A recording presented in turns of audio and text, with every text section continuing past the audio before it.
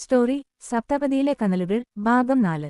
രചന ദർശന ദേവു. അവതരണം ദർശന ദേവു. എഡിറ്റിംഗ് ദർശന ദേവു.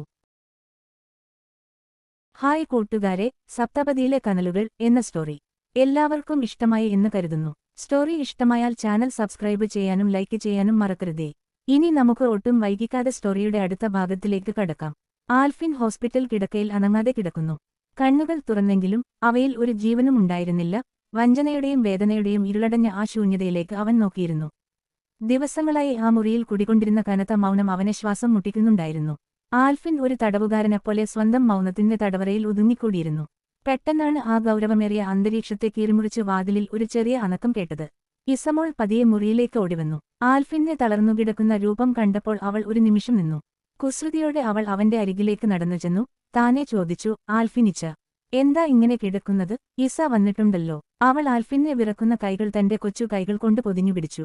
ഇസ തന്റെ കൊച്ചു വിശേഷങ്ങൾ ആൽഫിന്റെ ചെവിയിൽ മന്ത്രിക്കാൻ തുടങ്ങി. അമ്പാടിയിലെ പൂമ്പാറ്റയെക്കുറിച്ചും സ്കൂളിലെ വിശേഷങ്ങളെക്കുറിച്ചും അമ്മ പറഞ്ഞ കഥകളെക്കുറിച്ചും അവൾ കൊഞ്ചലോടെ സംസാരിച്ചുകൊണ്ടേയിരുന്നു. അവളുടെ നിഷ്കളങ്കമായ ആ കൊച്ചു സംസാരത്തിൽ സ്നേഹത്തിന്റെ വറ്റാത്ത ഉറവയുണ്ടായിരുന്നു. ഇസയുടെ ചൂടുള്ള ആ സ്പർശനം ആൽഫിനെ മരവിച്ച മനസ്സിലേക്ക് പതുക്കെ തുളച്ചുകയറാൻ തുടങ്ങി. ആ കൊച്ചു വിരലുകൾ അവന്റെ കൈകളിൽ അമർത്തുമ്പോൾ വഞ്ചനയുടെ കടുത്ത വേദനകൾക്കിടയിലും ഒരു നേരിയ ആശ്വാസം അവന് അനുഭവപ്പെട്ടു.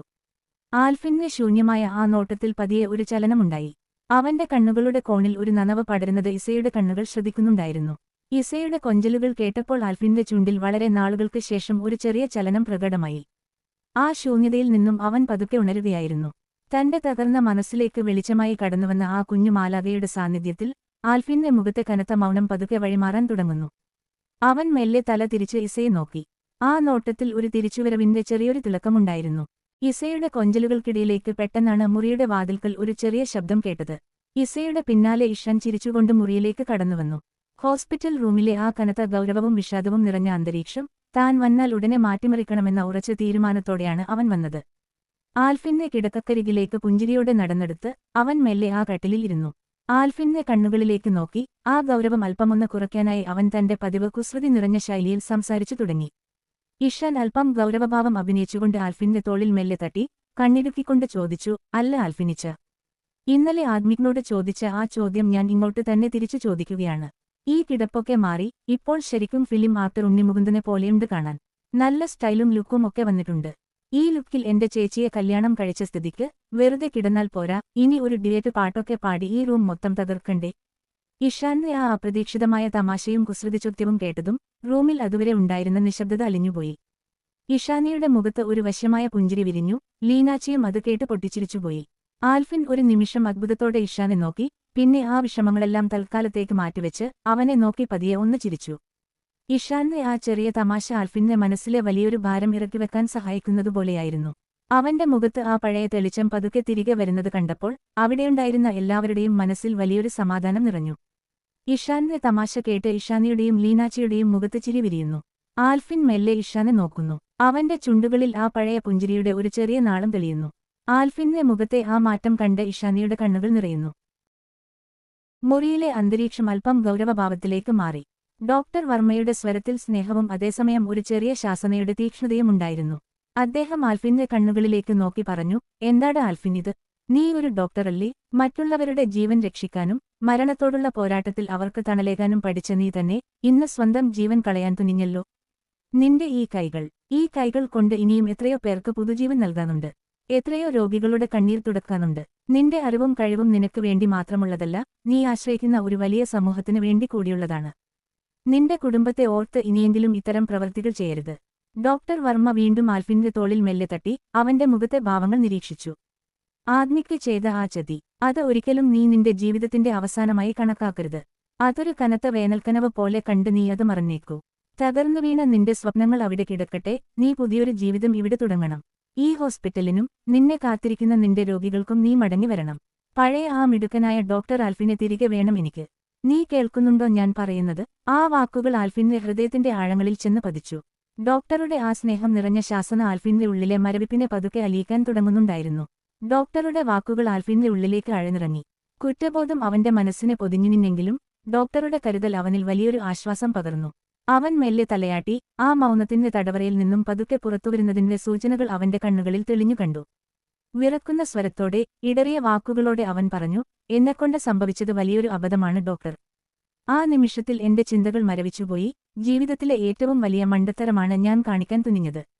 എന്നോട് ക്ഷമിക്കണം. ഒരു ഡോക്ടറായിരിക്കെ തന്നെ ഇത്രയും വലിയൊരു പാതകം ചെയ്യാൻ എനിക്ക് എങ്ങനെ തോന്നി എന്ന് ഞാൻ അത്ഭുതപ്പെടുന്നു. ഇനി ഒരിക്കലും ഇങ്ങനെയൊരു തീരുമാനമുണ്ടാകില്ല. എനിക്ക് വലിയ തെറ്റുപറ്റിപ്പോയി. അവന്റെ തോളിൽ സാന്ത്വനത്തോടെ തട്ടിക്കൊണ്ട് ഡോക്ടർ വർമ്മ പറഞ്ഞു, ഇനി അതോർത്ത് വിഷമിക്കേണ്ട. തെറ്റുകൾ തിരുത്തി മുന്നോട്ടു പോകാനാണ് നമ്മൾ ശ്രമിക്കേണ്ടത്. നിന്റെ കുടുംബം നിന്നെ സ്നേഹത്തോടെ കാത്തിരിപ്പുണ്ട്. അവർക്കായി ജീവിക്കണം. ആൽഫിന്റെ കണ്ണുകളിലേക്ക് അവസാനമായി ഒരു നോക്ക് നോക്കി. മനസ്സിലെ ആശങ്കകളെല്ലാം അലിഞ്ഞുപോയെന്ന ഉറപ്പോടെ ഡോക്ടർ വർമ്മ മെല്ലെ ആ മുറിയിൽ നിന്നും പുറത്തേക്ക് ഇറങ്ങി. ഡോക്ടർ വർമ്മയുടെ സ്നേഹനിർഭരമായ ശാസനയും ഉപദേശവും ആൽഫിന്റെ ഉള്ളിലേക്ക് ആഴ്ന്നിറങ്ങി. കുറ്റബോധത്തോടെയും ഒപ്പം വലിയൊരു ആശ്വാസത്തോടെയും അവൻ മെല്ലെ തലയാട്ടി. ഹോസ്പിറ്റലിലെ നടപടികളെല്ലാം പൂർത്തിയാക്കി.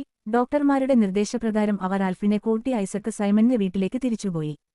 പഴയതുപോലെ പൂർണ്ണ സന്തോഷത്തിലേക്ക് എത്തിയിട്ടില്ലെങ്കിലും തന്നെ ജീവനായി സ്നേഹിക്കുന്ന ഒരു കുടുംബവും ഇഷാനിയുടെ ആത്മാർത്ഥമായ കരുതലും കൂടിയുള്ളപ്പോൾ ആ മൗനത്തിന്റെ തടവറയിൽ നിന്നും പതുക്കെ തിരികെ വരാൻ കഴിയുമെന്ന് ആൽഫിനും മനസ്സിലാക്കി തുടങ്ങിയിരുന്നു. എന്നിരുന്നാലും വീട്ടിലെത്തിയ ശേഷവും ആൽഫിന്റെ ഉള്ളിലെ മാനസികമായ അസ്വസ്ഥതകൾ പൂർണ്ണമായി വിട്ടുമാറിയിരുന്നില്ല.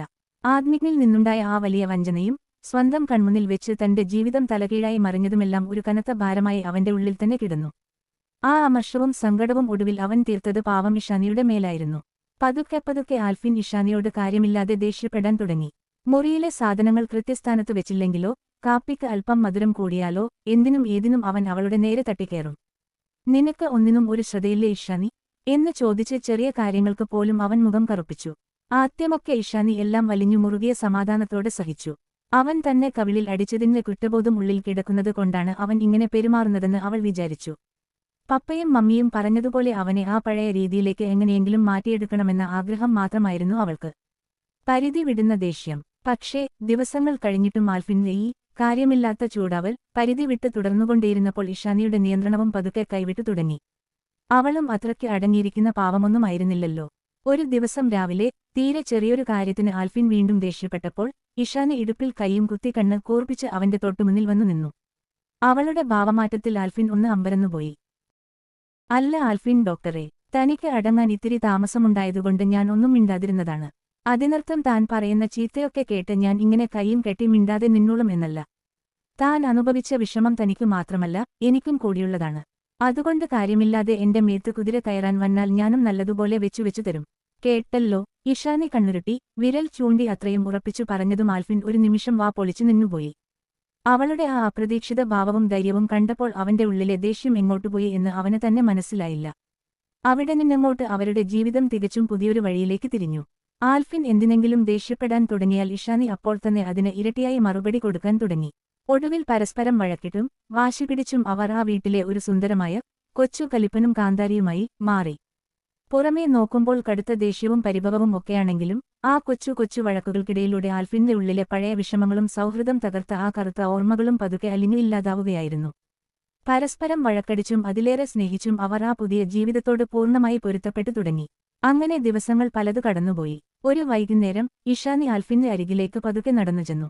എന്നിട്ട് അന്ന് ആൽഫിൻ ഡിസ്പോസിബിൾ സ്കാൽപ്പൽ കൊണ്ട് ആഴത്തിൽ മുറിച്ച അവന്റെ ഇടതുകൈത്തണ്ടയിലേക്ക് അവൾ നോക്കി.